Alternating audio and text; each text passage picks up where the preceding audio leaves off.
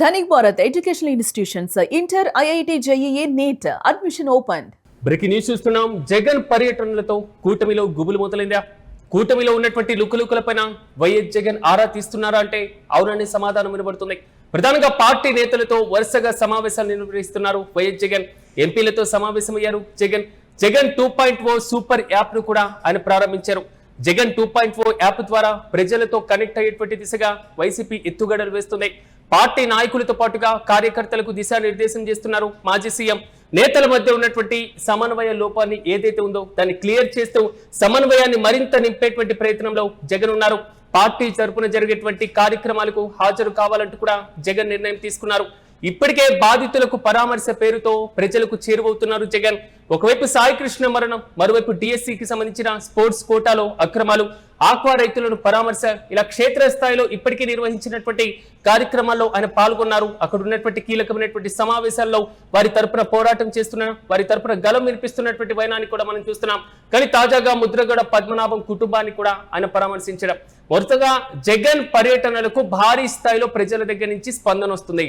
కూటమి ప్రభుత్వంలో వస్తున్నటువంటి ఆరోపణలపైన ప్రధానంగా జగన్ దృష్టి పెట్టినట్లుగా తెలుస్తుంది. కూటమి నేతల మధ్య ఉన్నటువంటి అంతర్గత విభేదాలతో పాటుగా అవినీతి, ప్రజా వ్యతిరేకత విధానాలపైన వైఎస్ జగన్ ప్రధానంగా ఫోకస్ పెట్టడం, ఇదే అంశాలను ప్రజల్లోకి తీసుకువెళ్ళాలి, క్షేత్రస్థాయిలో పోరాటం చేయాలి అనేటువంటి అంశాలను బేస్ చేసుకుని ఆయన క్షేత్రస్థాయి పోరాటానికి సిద్ధమైనట్లుగా తెలుస్తుంది. మరోవైపు మాజీ ముఖ్యమంత్రి వైసీపీ అధినేత వైఎస్ జగన్మోహన్ రెడ్డి పార్టీ నేతలతో, ఎంపీలతో వరుసగా సమావేశాలు నిర్వహిస్తున్నటువంటి వైనాన్ని కూడా మనం చూస్తున్నాం. స్థానిక సంస్థల ఎన్నికలు రాబోతున్నాయి. ఇలాంటి సందర్భంలో పార్టీ ఖచ్చితంగా అన్ని స్థానాల్లో పోటీకి దిగడం. ఒకవైపు అధికార పార్టీ ఉన్నా, ఏకగ్రీవాలకు సంబంధించిన ప్రభావం ఉన్నా, అధికారంలో ఉన్నాం, రాష్ట్రంలో అధికారంలో ఉన్నటువంటి పార్టీ స్థానిక సంస్థల ఎన్నికల్లో ప్రభావం ఎంత చూపినా, సో యాజ్ ఏ విపక్షంగా క్షేత్రస్థాయిలో బలమైనటువంటి క్యాడర్ ఉన్నటువంటి పార్టీగా వైసీపీ కూడా అంతే ప్రభావం చూపించాలి. స్థానిక సంస్థల ఎన్నికల్లో ఎక్కువ స్థానాలను ఎలాగైనా కైవసం చేసుకోవాలి అనేటువంటి ఆలోచన చేస్తున్నట్లుగా తెలుస్తున్నాయి. దీంతో పాటుగా ప్రజలకు చేరువ కావడానికి జగన్ 2.0 అనేటువంటి యాప్ ను కూడా తీసుకొచ్చారు. ఈ మధ్య కాలంలో జెన్జీ కీలకంగా మారుతున్నారు. యువత ప్రజాస్వామ్య వ్యవస్థలో అయినా, దేశంలో ఉన్నటువంటి ప్రధానమైనటువంటి సమస్యల్లో అయినా సోషల్ మీడియా వేదికగానే అంతర్గతంగా సాగుతున్నటువంటి చర్చలు, సయోధ్యలు, తీర్మానాలు, ఒక అంశం పైన లోతైనటువంటి అవగాహన మొత్తం కూడా సోషల్ మీడియానే ఒక కీలకమైనటువంటి సాధనంగా మారింది. అలాంటి సాంకేతికతను యూజ్ చేసుకొని పార్టీ భవిష్యత్తులో మరిన్ని సంస్థాగతంగా నిర్మాణంతో పాటుగా వచ్చే ఎన్నికలే ఒక ప్రధానమైనటువంటి ఫోకస్ గా ముందుకు వెళ్తున్నట్లుగా తెలుస్తున్నాయి. ఇంతకు జగన్ 2.0 యాప్ ప్రారంభోత్సవం సందర్భంగా మాజీ ముఖ్యమంత్రి మాట్లాడినటువంటి అంశాలను ఓసారి పరిశీలిద్దాం. జగనన్న 2.0 వైఎస్ఆర్ కాంగ్రెస్ పార్టీ జగనన్న 2.0 అన్న మొబైల్ సూపర్ యాప్ ను రిలీజ్ కూడా చేస్తా ఉన్నాం.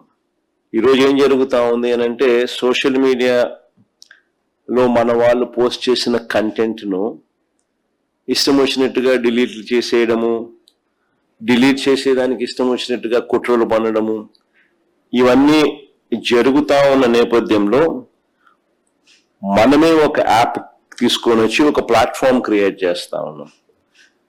జగనన్న 2.0 సూపర్ యాప్ను. ఈ యాప్లో ఇప్పుడు ప్రతి కార్యకర్త కూడా నిర్భయంగా తన అభిప్రాయాలను తాను చెప్పొచ్చు. చెప్పడమే కాకుండా పార్టీతో నిత్యం తాను అనుసంధానమై ఉండగలుగుతాడు. సో అదొక మంచి పరిణామం జరుగుతుంది.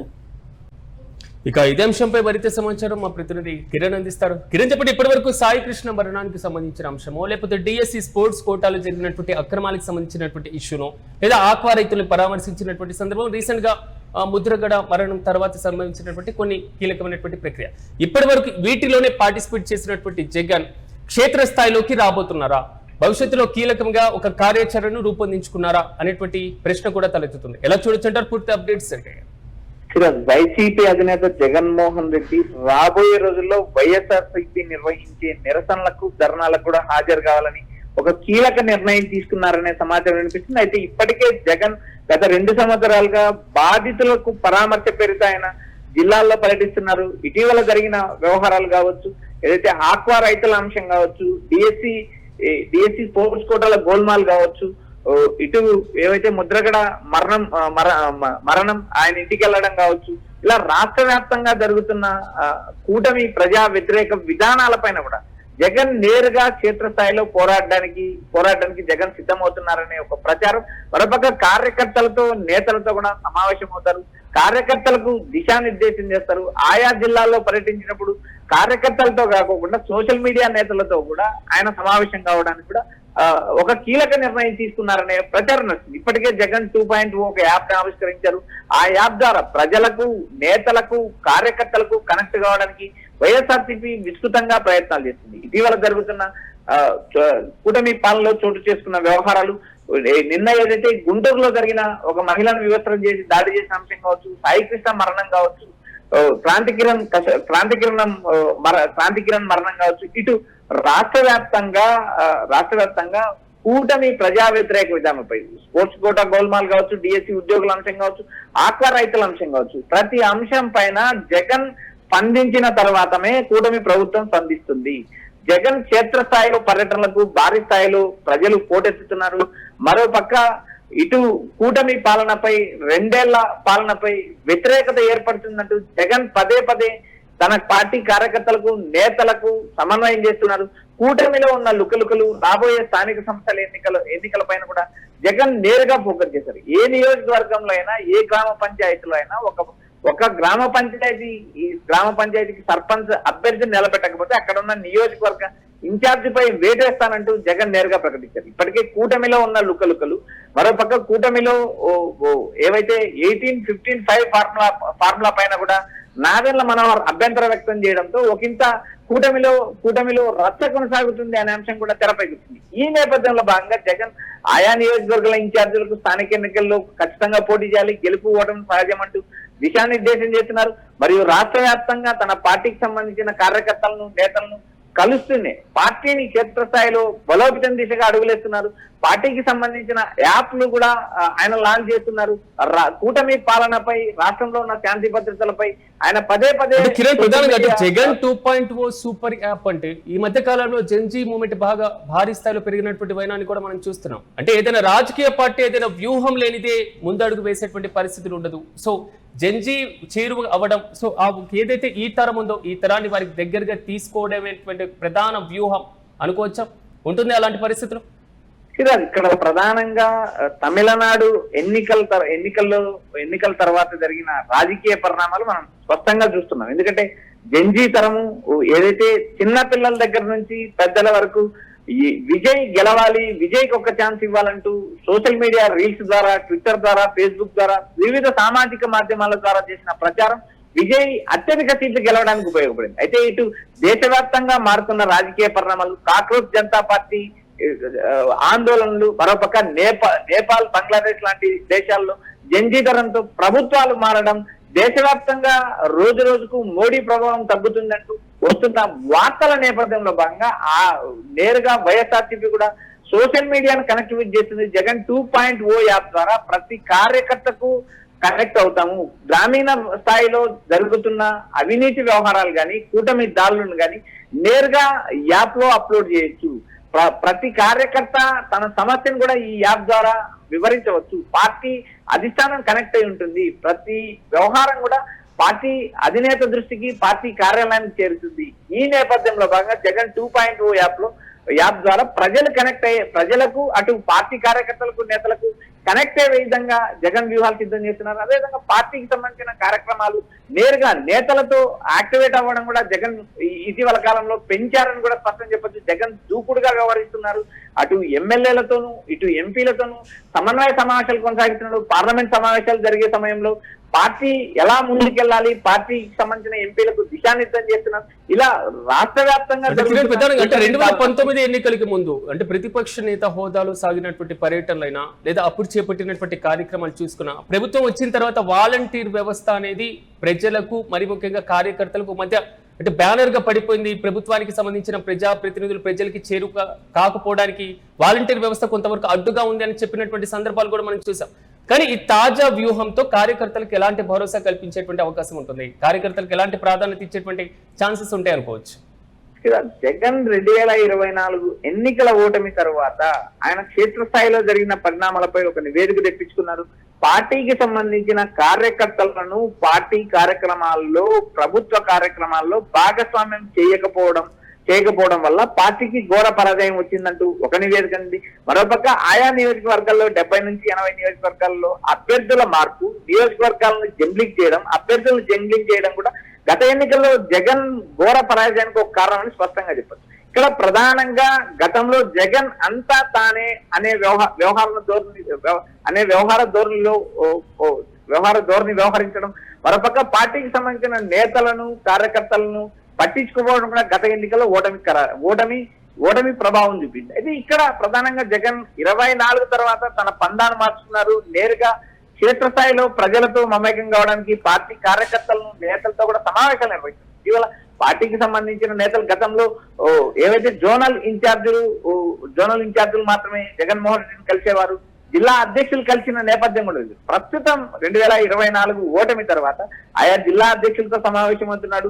ఇన్ఛార్జీలు మార్చే సమయంలో ఆయా నియోజకవర్గానికి సంబంధించిన నేతలతో సమావేశం అవుతున్నారు.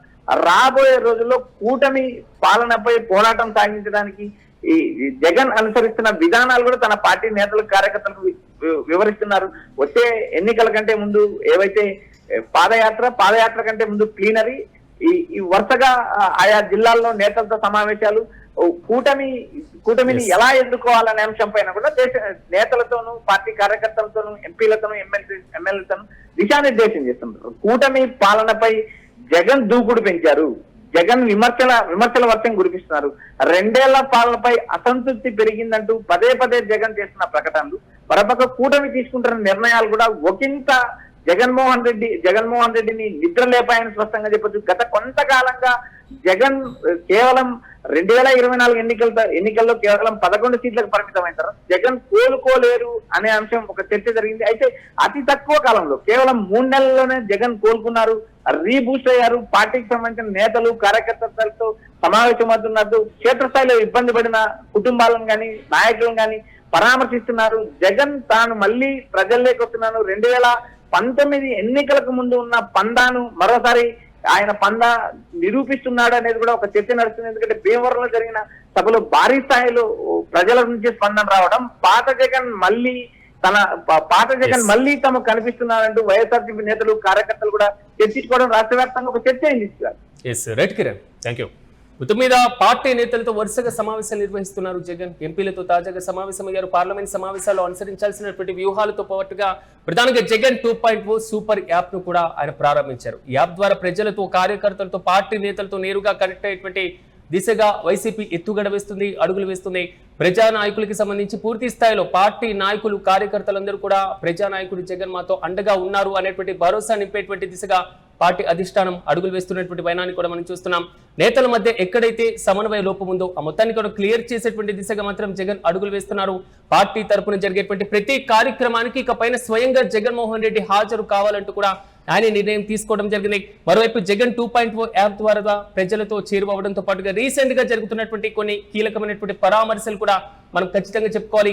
సాయికృష్ణ మరణమైన, డిఎస్సి స్పోర్ట్స్ కోటాలో అక్రమాలైన, ఆక్వా రైతులకు సంబంధించినటువంటి వారిని పరామర్శించడం, తాజాగా ముద్రగడ పద్మనాభం కుటుంబాన్ని పరామర్శించడం, వరుసగా పరామర్శల పేరుతో క్షేత్రస్థాయిలో వెళ్తున్నటువంటి ఆయన ప్రతి చోట జగన్ వెళ్లిన తర్వాత ప్రభుత్వంలో చలనం రావడం, దానికి సంబంధించినటువంటి కేసులకు సంబంధించిన ఇష్యూ తీయడం, సో వాటిలో పూర్తి స్థాయిలో ప్రక్రియను చేపట్టేటువంటి పరిస్థితులు కూడా మనం చూస్తున్నాం. ఇలాంటి నేపథ్యంలో తాజాగా మరోసారి క్షేత్రస్థాయిలో ఆయన వెళ్తే ప్రజల దగ్గర నుంచి ఏ విధంగా ఆదరణ వచ్చేటువంటి అవకాశాలు కనబడుతున్నాయి, ప్రజల నుంచి స్పందన భారీగా ఉండేటువంటి ఛాన్స్ ఉంటుంది అనేది మాత్రం వైసీపీ నేతలు అంటున్నారు. మరోవైపు కూటమి ప్రభుత్వంలో వస్తున్నటువంటి ఆరోపణలు, కూటమి ప్రభుత్వంలో వస్తున్నటువంటి అవినీతి మరకలు ప్రతిదాన్ని కూడా క్షేత్రస్థాయిలో తీసుకువెళ్లేటువంటి యోచనలో జగన్ కనబడుతున్నారు. ఇప్పటికే కూటమి నేతల మధ్య 80%, 15%, 5% అనేటువంటి స్థానిక సంస్థల ఎన్నికల్లో పోటీకి సంబంధించినటువంటి ఇష్యూ కూడా నడుస్తుంది. ఈ అంతర్గతంగా ఉన్నటువంటి విభేదాలు తనకు అనుకూలంగా మలుచుకునేటువంటి అవకాశాలు అయితే చాలా స్పష్టంగా కనబడుతున్నాయి. కూటమి నేతలు క్షేత్రస్థాయిలో ప్రవర్తిస్తున్నటువంటి తీరు, గుంటూరులో జరిగినటువంటి ఘటన, ఈ మొత్తం అంశాలను ప్రజాక్షేత్రంలోకి తీసుకువెళ్లాలి అనేటువంటి ఆలోచనలో మాజీ ముఖ్యమంత్రి ఉన్నారు.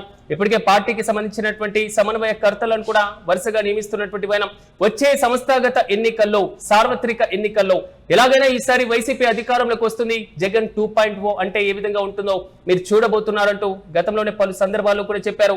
రాజధానిపై కూడా ఒక స్పష్టమైనటువంటి క్లారిటీతో ప్రజల్లోకి ఇప్పటి నుంచే వెళ్తున్నటువంటి వైనాన్ని కూడా మనం చూస్తున్నాం. చూడాలి, తాజాగా వైఎస్ జగన్ క్షేత్రస్థాయిలో పర్యటనలకు కార్యాచరణను రూపొందించినటువంటి నేపథ్యంలో కూటమి నేతల్లో మాత్రం కొంతవరకు గుబులు మొదలైంది అనేది మాత్రం విశ్లేషకుల దగ్గర నుంచి వస్తున్న ప్రధాన అభిప్రాయం.